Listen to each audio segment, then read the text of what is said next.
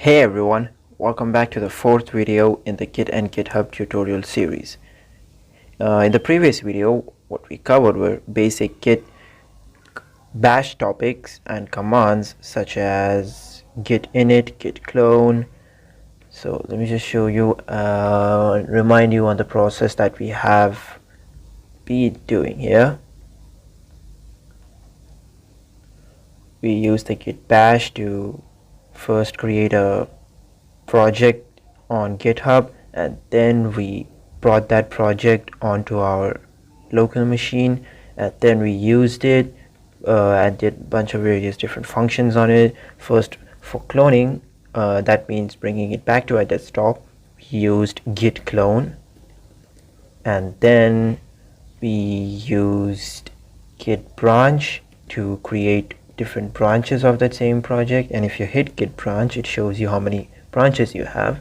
Currently we're on the master branch of that project, and if we want to check out the other branch, we write just that. We write git checkout b2, and that switches us to the other branch. And if we want to see what all the differences our file has made, if we open text editor Sublime, it shows us over here that we are in the b2 branch and the feature 2 is there. Whereas if we go back now to git checkout master, that difference is gone. We no longer have that so-called feature 2. So that covers the basics of what we and the recap of what we did the last time. As for now, what we'll be doing is we'll be looking at a few more git commands. Now there is a git command called as git log. Now what it does is it shows you the log of what all the differences that have been made. It shows you the recent changes, the recent commits that have been made. It says that we made the changes that in the master branch, we made the first file commit in master branch, we made the initial commit in master branch. Now this only shows you the commits that have been done in the master, as it shows here. It only points towards the master. If you want to see the commits that have been done in the other branch, say git checkout b2 and then hit git log, that will show you that not many changes have been made here. Made some changes, first commit in b2, first commit in b2, and that's it. Now what you can do now is try to merge these branches. Now merging these branches is when, say, you had that feature that you were working on, say this feature worked well and you're positively sure that you can include it in your main project. Now you want to join it. You don't want two branches anymore, you just want one branch. So a good practice would be to not try and merge from Git, because sometimes things can go wrong in Git and you don't actually have a lot of visual information as to what is going on behind here, and it doesn't provide you a lot of help on a lot of matters. So the better thing to do would be to push all of the changes, all of the things that you have made here onto your GitHub repository and then merge them. So how do we do that? How do we push our changes, our local files, our local repository onto the GitHub version? You just do that. You write git push, that is the command. If you hit now, it would say the current branch b2 has no upstream branch. To push the current branch and set the remote as upstream, use git push set upstream origin b2. Now why it says that is because we, in our main repository on GitHub, all we have is just one branch, as it's visible here. We never created the b2 branch on the GitHub website. We only created the b2 branch on our local machine. We never created it on the GitHub, so it says you can't push it to a place that doesn't exist.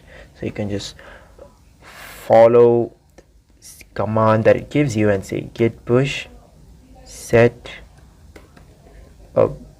upstream origin. I can't even spell properly, that happens again. And if you hit enter, it'll take some time, gather all the changes, and it'll push it right back up. And once when it's done, you will be seeing that branch over here. Now So it shows that means it's done. Exactly. So now if we refresh here, we should be seeing the B2 branch as well. See, it says the default branch is master. Your branches, the one you created, is B2, and it's one of the active branches. That's it. That means you are on B2 right now. Now, but what actually happened is it only pushed the changes that were made in B2. If you also want to push the changes that you made on master, then you first would need to go back to master and then say git push. And I get it'll take some time, and it says everything is up to date. Nothing, because we never changed anything in master. So now, as I said before, if we want to merge those two branches together, the thing would be is writing a git merge command, and I really don't want to do that, because the thing is sometimes there might be some conflicts, and by conflict I mean, say I'm trying to use a variable in the master branch that may not be available in the B2 branch, or vice versa, or any other problems you can imagine of, and that problems cause conflicts. They won't allow a proper merge, and Git just says you have a conflict, go figure it out yourself, I don't care what it is. Whereas if you go to GitHub and if you try to merge it from there, it actually shows you how you can make it better. Now it says your recently pushed branch B2, it says compare and pull request. Now pull request is another GitHub terminology word, and it says that if you have another branch and you can compare those two branches and you can start a pull request. What a pull request is, you are requesting that the other branch be pulled into the master branch. Now it's usually done by other people. Say some other person worked on your code, he took a branch and he made some stuff on it, and then he wants to join it into your branch. So what would he do? He would ask a pull request, right? So that's where the name comes in. It just says branch B2, and here you create a pull request. You say I am trying to merge this with the master. Now if I hit create pull request, what it should do is it goes back, it checks if is there any problem, is there any issue with them or not, and it informs you, it informs the original user of that. Now, it says here checking for ability to merge automatically. It checks, it goes through all of your codes, it sees that is there any problem in the code, will it cause any problem later on, and if it doesn't, it will show you here the branch has no conflicts with the base branch. It's perfect. You can merge the pull request, and once you hit merge request, it says merge pull request number 1 from so and so, whoever is the whoever asked for the pull request. You can say confirm merge, and once you've done that, pull request successfully merged and closed. Whatever data was in the other branch now resides within the master branch successfully. And once everything's done, you don't need to maintain two branches like completely identical, right? You can just go ahead and delete that branch. Done. So now if you go back to your code, you won't be seeing two branches, you'll just be seeing one branch. And now tutorial 2.py also shows up in master branch. Now if you go and if you open tutorial 1.py, we should be seeing that feature 2 in there added as well, because it was added because it did not cause any conflicts. It worked. Now what we can next do is, say this was a project that was being worked on by 10 people at a time, and a couple of your friends who were working, they made some branches, they pulled, they had some pull requests, they merged, and everything's done. Now you want to be brought up to the speed on the project. You want to be at the same pace where they are. Now, currently our GitHub repository is way ahead from what our local repository is. In other words, we have done some stuff here that we would like to be reflected everywhere, but it's not currently yet reflected in our local repository.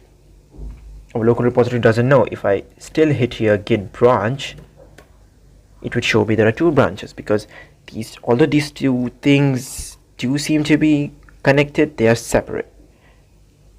you can't just expect changes that have been done here to be reflected in Git.